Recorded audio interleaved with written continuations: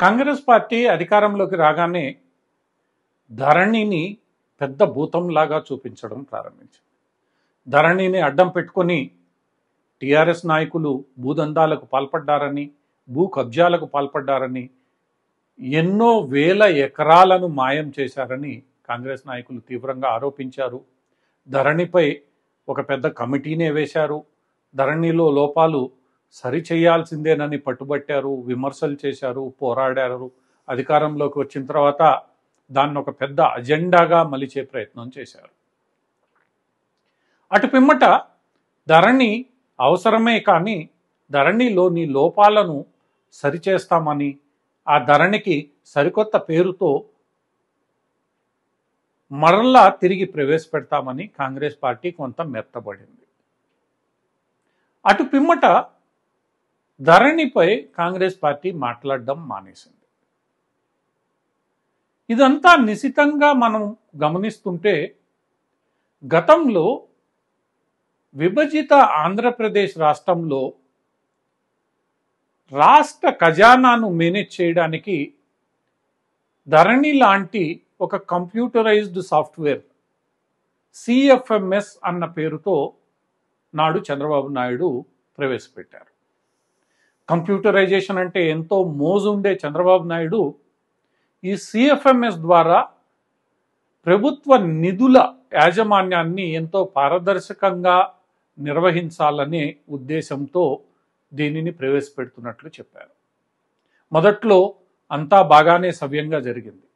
అయితే ఎన్నికల దశకు వచ్చేసరికి చంద్రబాబు నాయుడు ఈ సిఎఫ్ఎంఎస్ను ఎంత దుర్వినియోగం చేశారో అందరికీ అర్థమైపోయింది.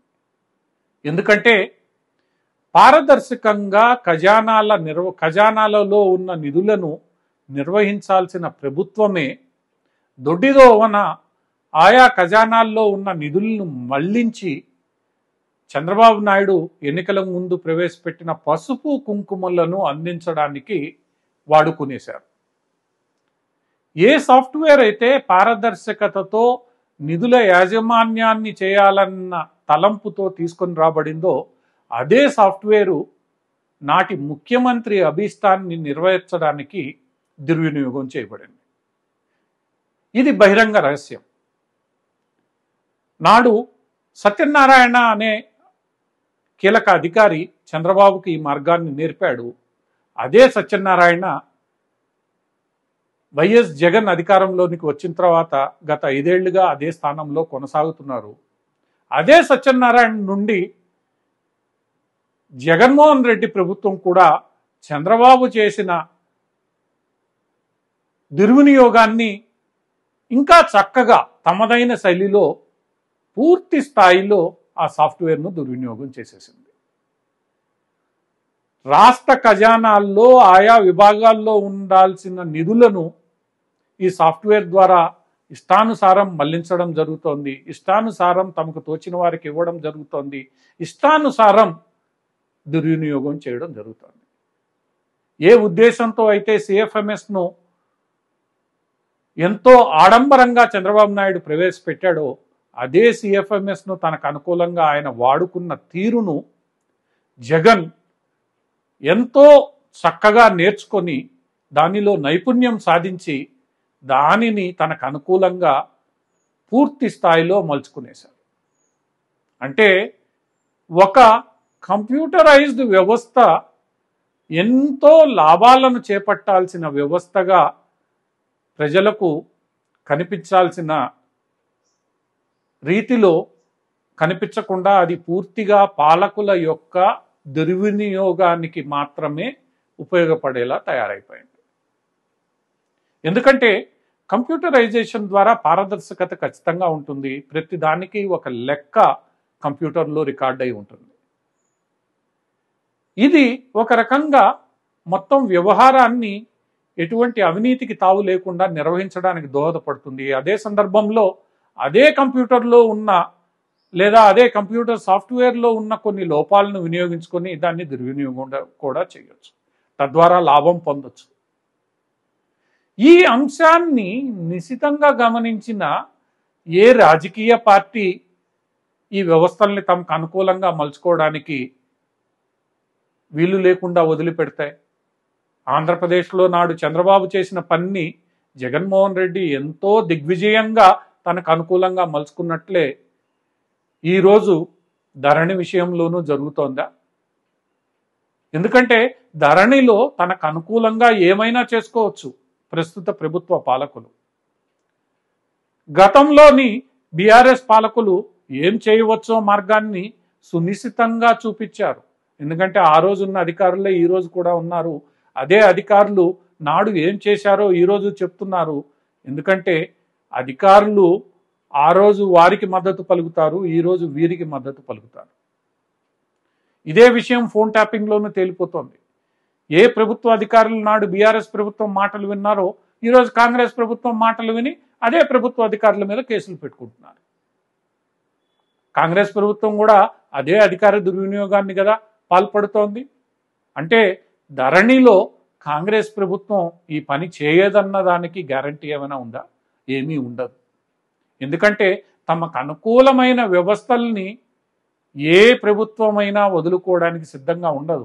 ఎందుకంటే తమకు అనుకూలమైన వారికి తమకు అనుకూలమైన రీతిలో పనులు చేసుకోవడానికి ఇలాంటి వ్యవస్థలే వారికి అవసరం. గతంలో అవినీతి పరులైన వారు చూపించిన మార్గం వీరికి ఖచ్చితంగా కావాల్సిందే. బహుశా ఇందుకోసమేనేమో ధరణి ఇంతవరకు అలానే ఉండిపోయింది. ధరణి మీద కాంగ్రెస్ చేస్తున్న విమర్శలు ప్రస్తుత ఎన్నికల్లో పెద్దగా చర్చనీయాంశాలుగా మారడం లేదు. ఆ ధరణిలో జరగాల్సిన లోటుపాట్ల సరిదిద్దును ఎన్నికల పేరుతో ఆపివేశారు. ఎన్నికల కోడ్ వచ్చినందువల్ల ధరణిలో జరగాల్సిన లోటుపాట్ల సరిదిద్దు కార్యక్రమాన్ని తాత్కాలికంగా నిలిపివేస్తున్నట్లు చెప్పారు. ఈ మొత్తం వ్యవహారాన్ని ఈరోజు కాంగ్రెస్ పార్టీ కూడా నిశ్శబ్దంగా తనకు అనుకూలంగా మార్చుకుంటున్నట్లు విశ్లేషకులు భావిస్తున్నారు. ఏది ఏమైనప్పటికీ అందరూ దొంగలే అన్నట్లు ఇలాంటి లోపభూయిష్టమైన విధానాలను వ్యవస్థలను అవినీతిపరులైన ఏ ప్రభుత్వాధికారులు అవినీతిపరులైన ఏ ప్రభుత్వాలు వదిలిపెట్టమని, బయటకు చేసే విమర్శలన్నీ ప్రజలను మభ్యపెట్టడానికేనా అని మనకి స్పష్టంగా అనిపిస్తోంది. ఇకనైనా కాంగ్రెస్ పార్టీ ఎన్నికలను అడ్డం పెట్టుకుని ధరణిలో చేయాల్సిన మార్పులను ఆపకుండా దానిని ముందుకు తీసుకెళ్లాల్సిన అవసరం ఉంది. ధరణిలో జరుగుతున్న లోపాలను బహిర్గతం చేయాల్సి ఉంది.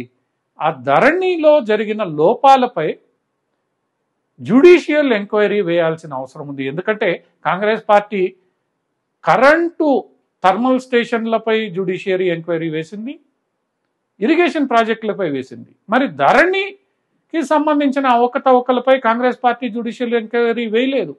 ఎందుకు? కాంగ్రెస్ పార్టీ అభిప్రాయం ఏంటి? ధరణిలో లక్షలాది ఎకరాలు వేలాది ఎకరాలు బీఆర్ఎస్ నాయకులు దోచుకున్నారని తీవ్రమైన ఆరోపణలు చేసినప్పటికీ కాంగ్రెస్ పార్టీ జ్యుడిషియల్ ఎంక్వైరీ వేయలేదు. అంటే కాంగ్రెస్ బీఆర్ఎస్ ఈ విషయంలో ఏం చేస్తున్నాయో అర్థమవుతోందా?